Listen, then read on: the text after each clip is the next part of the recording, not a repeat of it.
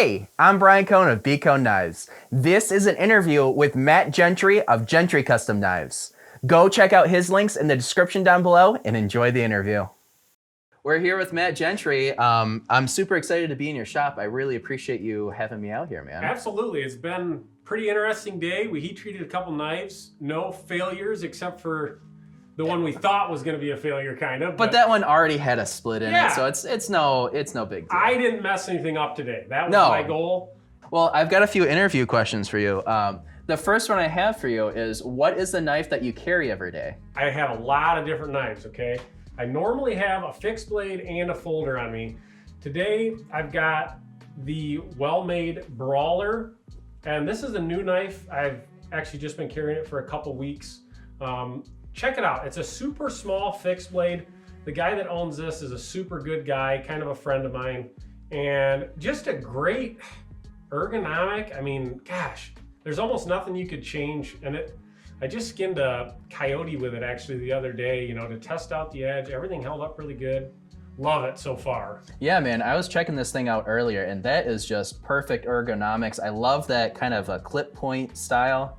Love Fantastic it. Blade. Great knife. He added a little jimping there. I mean, obviously we both make a lot of knives, so you can critique everything all you want. It's almost like he just nailed it with this design. So I've been carrying that a lot, and I like to carry a regular folder too. This is the Kershaw Launch. Oh, great knife, great knife. I don't remember what model this is. 13, 9, there's a bunch of different ones. It's a Kershaw Launch, whatever it is. Yeah, and I like to carry an auto.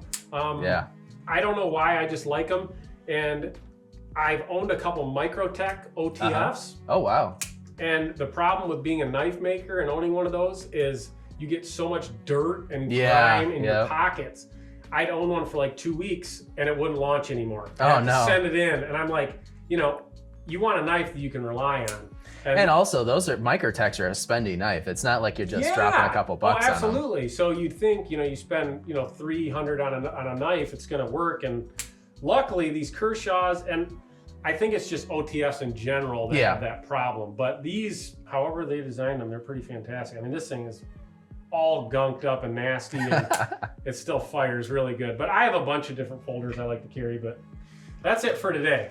My next question for you is, what is it that got you into knife making? What is your knife making origin story? I've been making knives now for like maybe 7 years, 8 years now. All right, cool. And a long time ago, I came across the Simple Little Life YouTube channel. Yeah. And he, his content's changed a little bit over the years, but he used to put out a lot of like start to finish full build videos, but they were good enough to watch to where you didn't get bored with it. And every time you watched one of his videos, you picked up a new trick or you picked up something from it.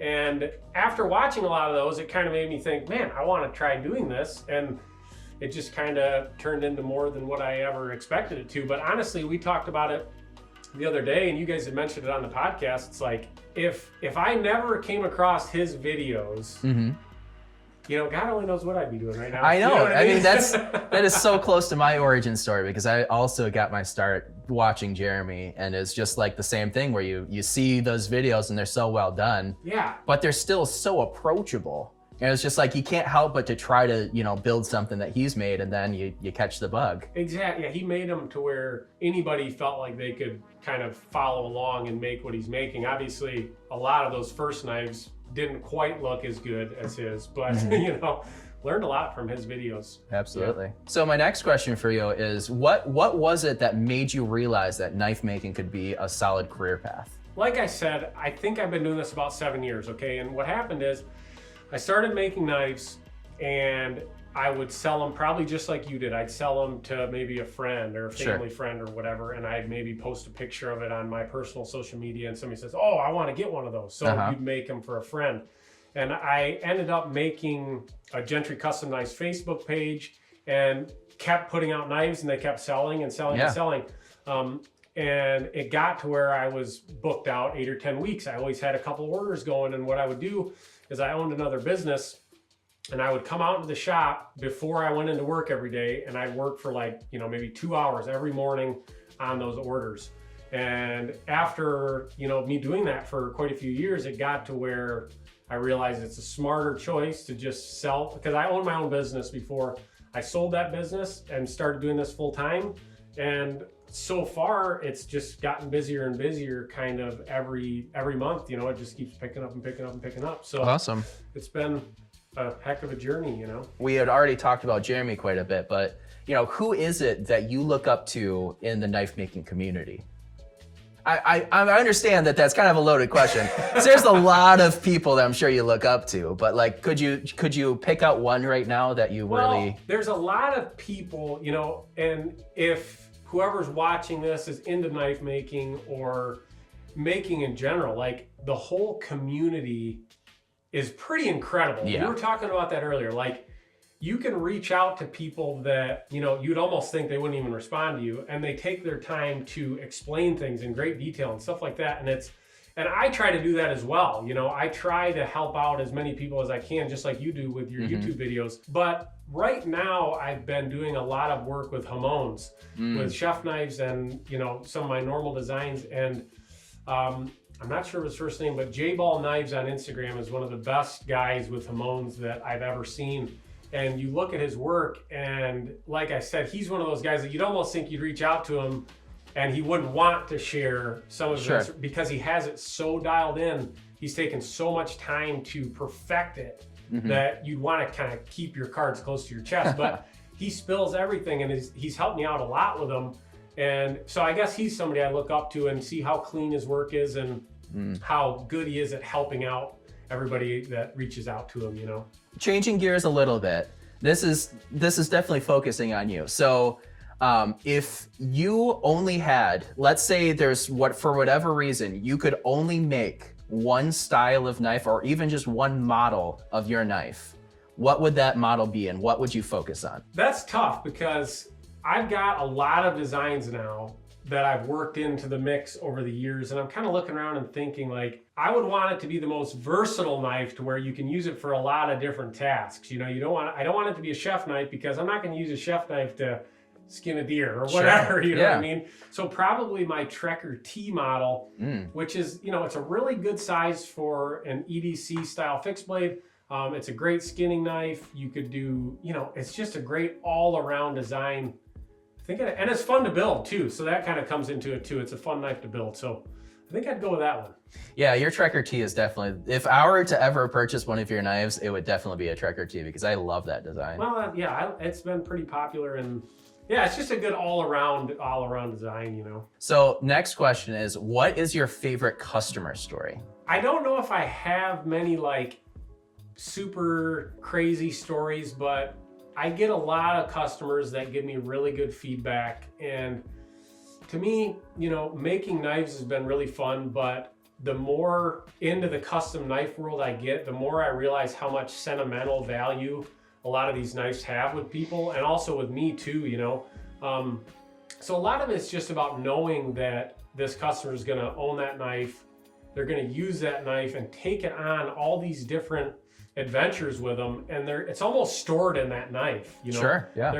They owe it, and that's at least how it is for me. Every time I pull out my knife that I used, this past spring for cleaning a turkey, and this fall for a deer, and all the memories are like in that knife. And I think I'm not super weird when I feel that way, because a lot of people mention that same kind of thing to me. Yeah. And there's something cool about that, making something that people really cherish and hold close to their heart, you know what I mean? There's a lot to say about that, With Gentry Custom Knives, I know this is like your career path, and this is like what you want to do for at least a considerable amount of time, I imagine. Yep. What is your plan for the next, let's say, 5-10 years?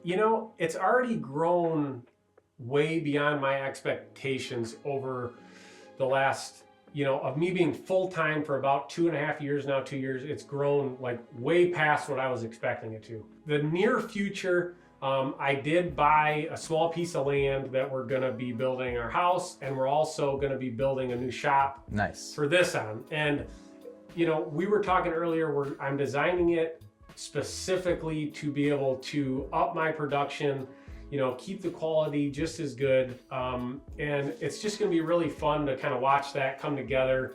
And hope to build it into my retirement pretty much, and hopefully it all works out and keeps going like it is. And hey, we'll see what happens.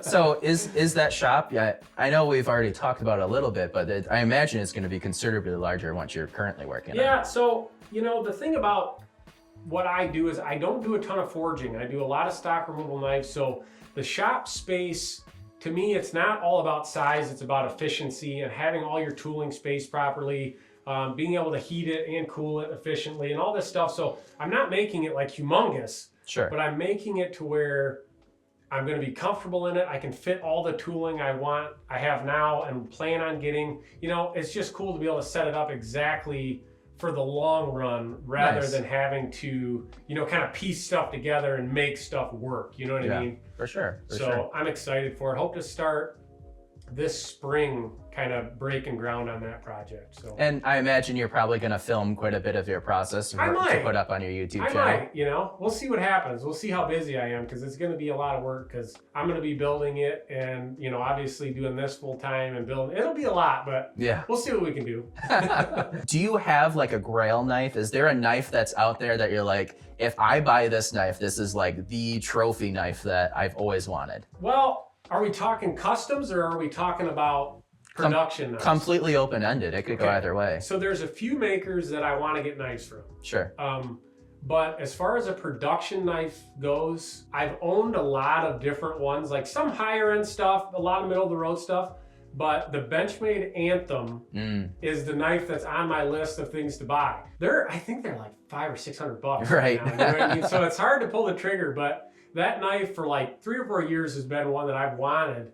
I just never pulled the trigger, but I think I should sometime. Well, I guess the Anthem is a really good answer. Is there like a custom maker that you would really like to I'll tell you what, if I could get one from J-Ball Knives sometime with that alone, with some mammoth tusk scales, a nice leather sheath.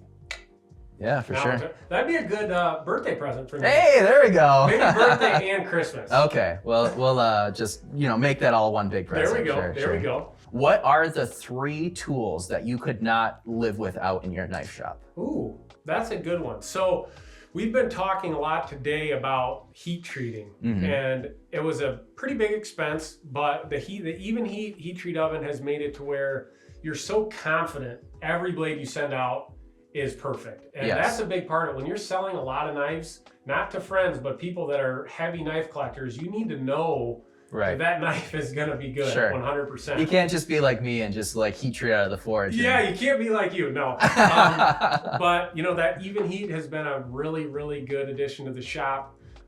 So the number one is the even heat, you imagine? I'll tell you what, it's been great. I mean, I owned the KMG TX before I had the even heat, but they're both right up there. You know, you got to have them both, and I couldn't go without them.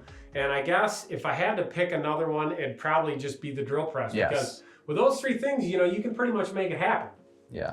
Without it, without a drill press, I don't know how. I don't know. All right, so you have the heat treat oven, you have a 2x72 belt grinder, you have the drill press. I think that's gonna be my 3. All right, so here's the twist. So I'm sure you've heard the game F, Marry, Kill, right? One of those 3, you get a new version of. Like one of them, you get a new, let's say 2x72. Okay. One of them, you have to use the one that you have for the rest of your knife making career. Oh wow. And the kill is one of them you have to get rid of. Oh wow. Which one would you choose it for? Which one? Dang, this is tough. Put me on the spot. Yeah, man, that's what we're here for. The TX grinder would be the one I would keep and be fine using forever because it doesn't get any better than that thing. It's rock solid.